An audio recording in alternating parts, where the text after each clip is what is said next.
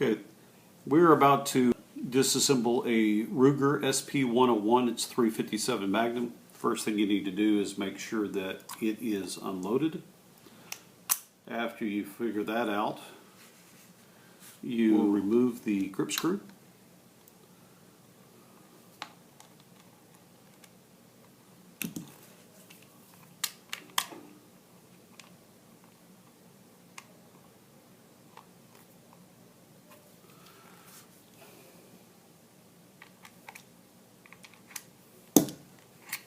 Use the grip screw to pop out these little plates. Okay, as you pop out that first one, there's a little brass piece in there. I'm going to pop that out. I guess it's brass, it's rose colored. Now we need to pop out the panel on the other side of the grip.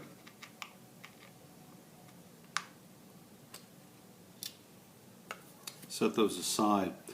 Now I'm going to use the screw as well to push on this grip locator, pull it out the other side. And the final step is to slide the grip down. Now the grip is removed.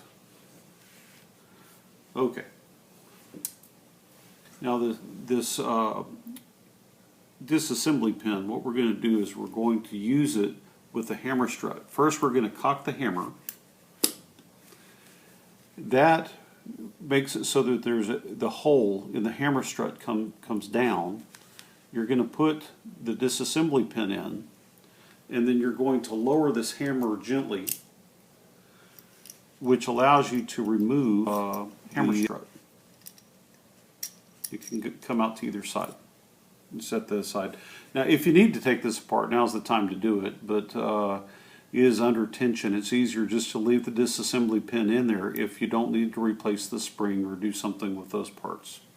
So the next step is to push this hammer pivot to the right, which raises this piece here.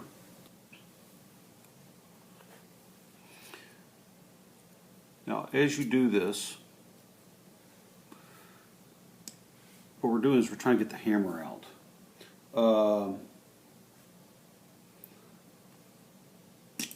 Okay, now once that pivot comes out, if you pull the trigger and pull the trigger back slightly and pull the hammer up, the hammer will come out. So you need to get a tool that's long enough, I'm using a punch, to go through this hole in the back, and you need to push in on this trigger guard latch.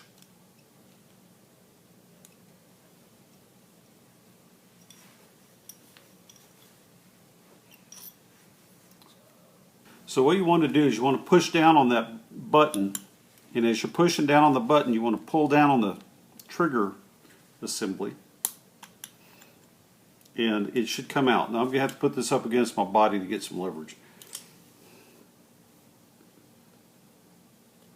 When you get that button pushed down, it will pop out. There's the button, and it pops out as one unit. I'm going to set that aside. Okay.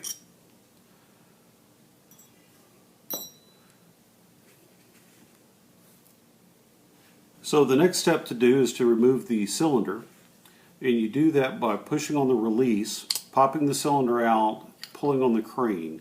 Now the frame and the cylinder and the crane are separated.